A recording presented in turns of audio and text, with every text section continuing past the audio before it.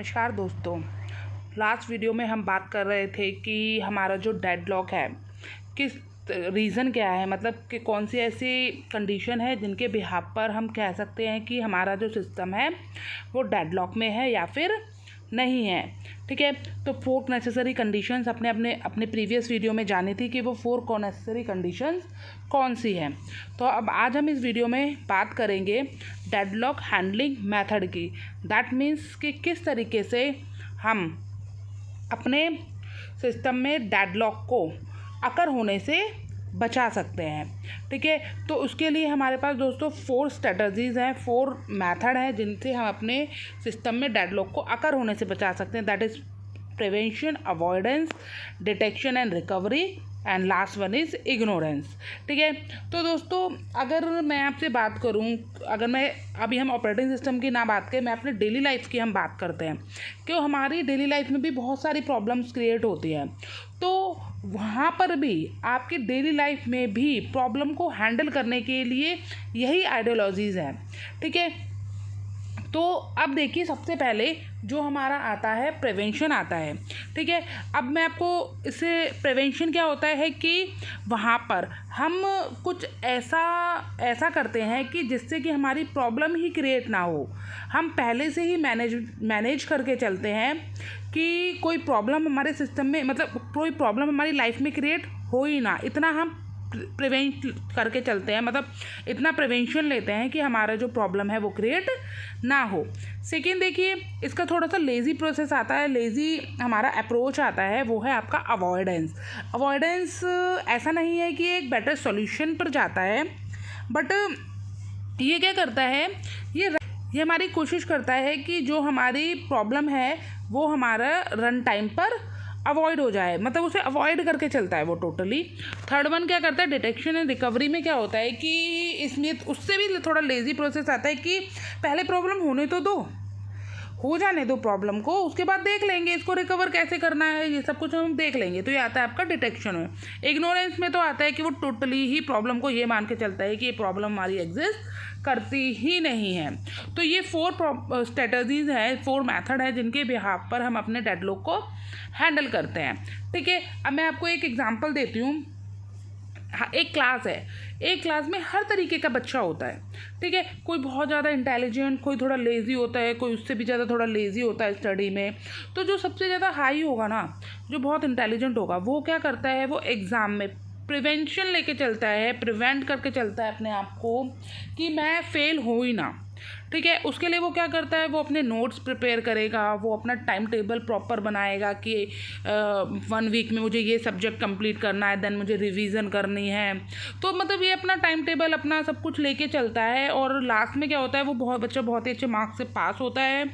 तो क्या होता है, वो प्रिवेंट करता है कि मतलब उसे के फेल होने के कोई चांसेस ही नहीं रहते कि वो फेल हो भी सकता है। ठीक है, तो उसने क्या करा, प्रिवेंशन करा कि ये कंडीशन तो अकर होनी ही नहीं चाहिए। मैं हर कंडीशन में उस पर हर तरीके से, मतलब मुझे पास होना है। ठीक है, अवॉइडेंस में क्या होता है कि अब देखो दूसरा बच्चा क्या कर रहा है, एक तो इतना हार्ड वर्क कर रहा है, दूसरा क्या कर रहा है, वो पास होने के लिए नहीं पढ़ रहा, वो पढ़ रहा है कि वो फेल ना हो। ठीक है, उसके लिए वो क्या करता है, लास्ट नाइट स्टडी कर रहा है। ठीक है, उस टाइम में वो कहता है क्या पढ़ूँ क्या ना पढ़ूँ, कौन सा टीचर हायर करूँ, मुझे ये भी पढ़ा दो, मुझे वो भी पढ़ा दो, ताकि कि मैं फेल ना हूँ। ठीक है, तो अवॉइडेंस है ये हमारा कि थोड़ा इससे लेज़ी प्रोसेस में आ जाता है। थर्ड वन में वही डिटेक्टिव एंड रिकवरी। इसमें क्या थर्ड बच्चा क्या कर रहा है कि अरे मैं इतना सारा पढ़ तो रहा हूँ, हो सकता है कि एग्ज़ाम इतना टिपिकली ना हो, क्वेश्चन पेपर इतना हार्ड ना आए, इतना लेंथी ना आए, क्या हो सकता है ईजी आए। तो वो क्या करता है, वो सारा काम धाम छोड़ के बैठ जाता है, देख लेंगे 1-2 सब्जेक्ट में तो मैं वैसे ही पास हो जाऊँगा, उसके बाद देखेंगे कोई प्रॉब्लम क्रिएट होगी तो उसका क्या सोल्यूशन निकालना है। तो ये था डिटेक्शन में।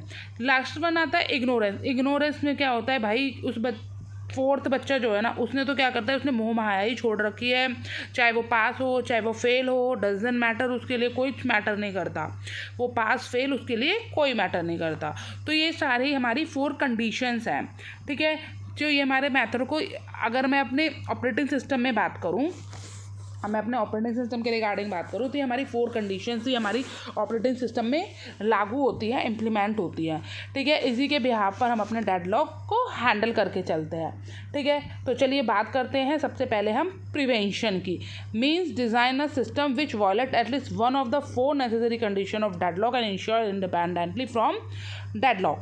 मतलब कि प्रिवेंशन में क्या करता है हमारा कि एक ऐसा सिस्टम डिज़ाइन करते हैं जिसमें कम से कम, मैंने आपको 4 कंडीशंस बताई थी ना, mutual exclusion, hold and wait, no preemption and circular wait. अगर ये 4 कंडीशन हमारी ट्रू होती हैं, दैट मीन्स कि हमारे सिस्टम में डेडलॉक अकर होने के चांसेस हैं।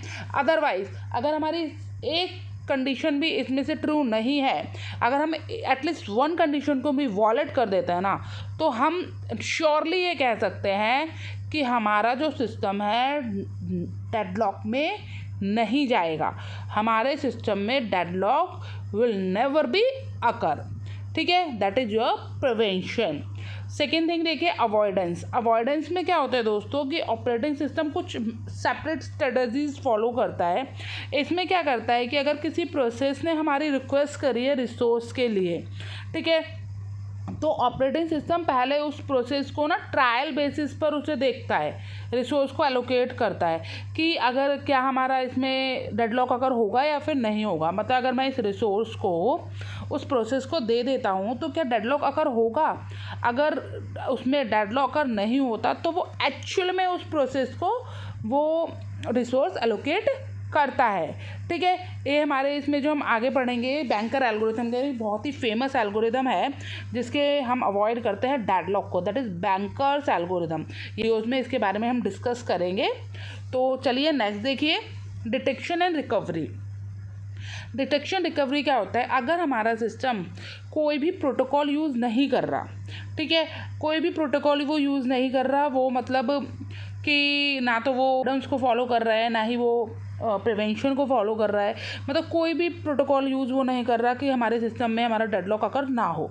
इस कंडीशन में क्या होता है कि एल्गोरिथम क्या करती है कि हमारे जो सिस्टम है उसमें एक बार आने तो एरर है, डेडलॉक है, उसे हमारे सिस्टम में एंटर होने दो।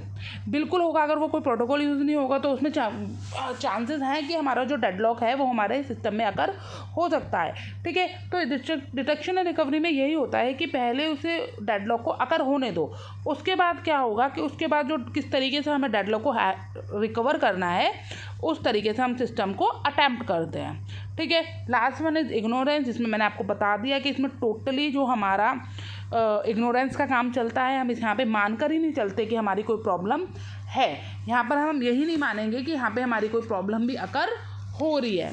ठीक है, अब देखिए दोस्तों, कई बार हमें ये लगता है कि जो हमारा ये है ना प्रिवेंशन और अवॉइडेंस काफ़ी अच्छा है, लेकिन इट डिपेंड कि आप कितना टाइम और कितनी स्पेस कॉम्प्लेक्सिटीज खर्च करना चाहते हैं। ठीक है, हर एक ये चारों मेथड ही बहुत अच्छे हैं, पर डिपेंड करता है आप कितना उसमें कॉस्ट लगा सकते हैं। ठीक है, तो ये सारे इसी पे बहुत सारे सिस्टम ऐसे होते हैं जिस पर हमारा थोड़े में ही काम हो जाता है, बहुत सारा कुछ होते हैं कि जहाँ पर हमें हाईली सिक्योर रहना पड़ता है। ठीक है, देखो मैं एक तो फॉर एग्जांपल देती हूँ, एक हॉस्पिटल है, ठीक है, तो वहाँ पे मुश्किल से 10-15 मिनट के लिए हमारी लाइट जाती है, कभी साल में 2 साल में चली गई तो क्या आप मुझे बताओ कि क्या वहाँ पे जनरेटर ज़रूरी है? क्या हमें वहाँ पे जनरेटर लगाना चाहिए? अब बिग जनरेटर हमें वहाँ पे लगाना चाहिए कि अगर एक हॉस्पिटल है maximum to maximum 10 to 15 minutes वहाँ पे लाइट जा रही है? जी बिल्कुल ज़रूरी है, चाहे वो कितनी भी कॉस्ट हमारी जनरेटर में लग रही है, पर वो जनरेटर हमारी हॉस्पिटल के लिए बहुत ज़रूरी है। मे बी पॉसिबल कि क्या वही टाइम हो जहाँ पर कोई इंपॉर्टेंट ऑपरेशन चल रहा हो, बहुत सारे, इससे तो हमारे बहुत सारे पेशेंट्स जो हैं हॉस्पिटल में वो हमारे क्रिटिकल कंडीशंस में आ जाएंगे। ठीक है, उनकी जान पर आ जाएगी, तो यहाँ पर हमारा जनरेटर बहुत ज़रूरी है। चलो अभी इसी कंडीशन को मैं थोड़ा सा मॉडिफाई कर दूँ कि क्या एक स्कूल है, आप स्कूल डेवलप कर रहे हो, एक स्कूल बना रहे हो, क्या वहाँ पर आपकी ज़रूरी है अगर वही साल 2 साल में आपकी 2-3 मिनट के लिए लाइट जाती है, और क्या वहाँ पे जनरेटर ज़रूरी है? बिल्कुल ज़रूरी नहीं है जी 2-3 मिनट के लिए जा रहे हैं, उसमें कौन सी आफत आ रही है वो तो हम हैंडल कर ही लेंगे।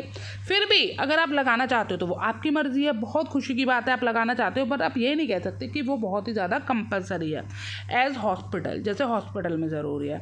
तो होप दोस्तों आपको ये 4 कंडीशन समझ में आई होंगी। आगे हम अपकमिंग वीडियोज़ में अपने इस प्रिवेंशन, अवॉइडेंस, डिटेक्शन, इग्नोरेंस इन सब के बारे में डीपली डिस्कस करेंगे कि कौन कौन सी एल्गोज हैं जिनके बेस पर हम डेडलॉक को टोटली हैंडल कर सकते हैं। तो चलिए मुझे थोड़ा सा टाइम देती हैं, तब तक के लिए धन्यवाद।